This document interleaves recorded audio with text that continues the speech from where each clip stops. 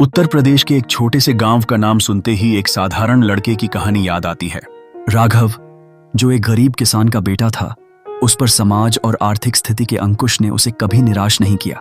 उसके मन में एक सशक्त सपना था। एक दिन वह एक सफल इंजीनियर बनेगा। इस सपने ने उसे जीवन की कठिनाइयों से लड़ने की ताकत दी। गांव के सरकारी स्कूल में पढ़ाई करते हुए राघव को कई बार लोगों की आलोचनाओं का सामना करना पड़ा। गरीब होने का ताना सुनना उसके लिए सामान्य बात हो गई थी, लेकिन उसने इन बातों को अपने हौसले पर हावी नहीं होने दिया। उसने ठान लिया था कि वह किसी भी कीमत पर अपने लक्ष्य को पाने के लिए संघर्ष करेगा।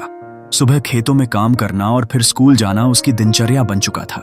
कभी कभी उसे बिना भोजन के स्कूल जाने के लिए मजबूर होना पड़ता था, फिर भी उसका उत्साह कभी कम नहीं हुआ।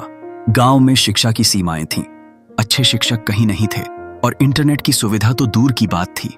फिर भी राघव ने पुराने किताबों और अपने अध्यापकों से जो भी ज्ञान प्राप्त किया, उसका पूरा उपयोग किया। वह रात में मिट्टी के दिए की रोशनी में पढ़ाई करता। जब उसने अपनी 10वीं कक्षा की परीक्षा में जिला टॉप किया, तो यह खबर गांव में आग की तरह फैल गई। उसकी सफलता ने केवल आलोचकों को चुप नहीं किया, बल्कि गांव के बच्चों के लिए एक मिसाल भी बनी। राघव ने अब इंजीनियरिंग की प्रवेश परीक्षा की तैयारियां शुरू की। हालांकि कोचिंग के पैसे नहीं थे, लेकिन उसका आत्मविश्वास और कठिन परिश्रम उसे आगे बढ़ाने के लिए पर्याप्त थे। कॉलेज में भी उसे संघर्षों का सामना करना पड़ा। फीस भरने के लिए उसे पार्ट टाइम काम करना पड़ा, लेकिन उसने कभी हार नहीं मानी। उसकी मेहनत रंग लाई और उसने प्रतिष्ठित इंजीनियरिंग संस्थान में दाखिला लिया।